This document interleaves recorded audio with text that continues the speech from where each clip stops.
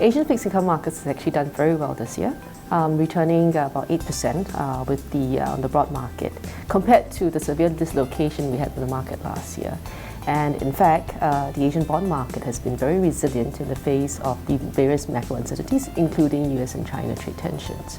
If we look back from when the resurgence of the trade tensions first started again this year on the 3rd of May till the end of June, the Asian bond markets actually returned about 2.7% in positive territory, whereas last year, at the very same period, the Asian bond markets were actually down 0.4%.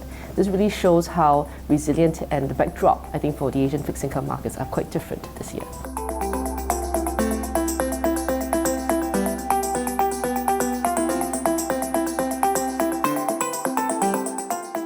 Well, as we earlier discussed, the Asian bond markets have done well.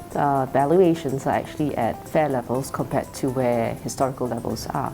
However, I think we remain quite optimistic that the Asian bond markets continue to, I think, offer investors as a good income strategy.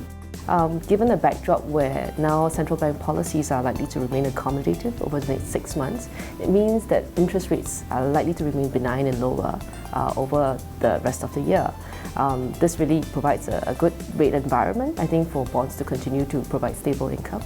Moreover, if you look at it, Asian credit fundamentals have remained stable and continue to expect to remain stable, which actually makes this a good environment for interest accrual strategies for investors.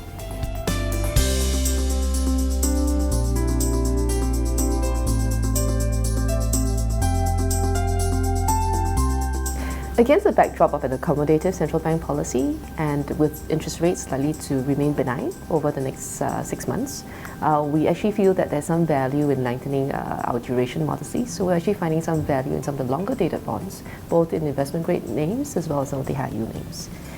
Also, it's quite important, given where valuations are already at fair levels, to stay very flexible and nimble and actually be able to find opportunities and allocate between both the investment grade and the high yield space to maximize, I think, valuation opportunities what we can find.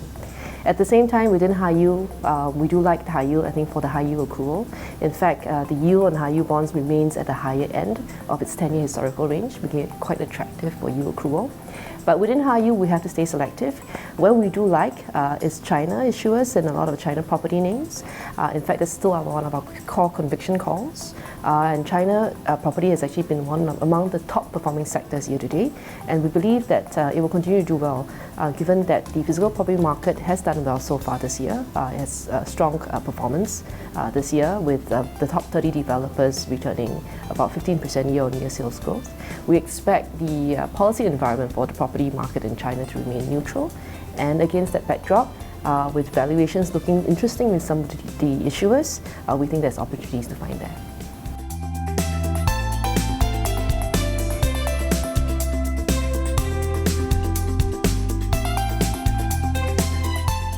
Well, the key risk that we're looking for, I think, for the rest of the year is really any macro uncertainties that could hurt investor sentiments here in Asia, such as a negative turn again in the US-China trade dialogue.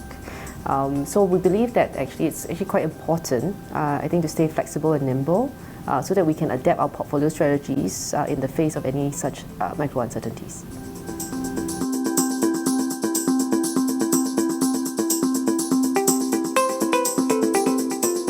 Allianz Global Investors.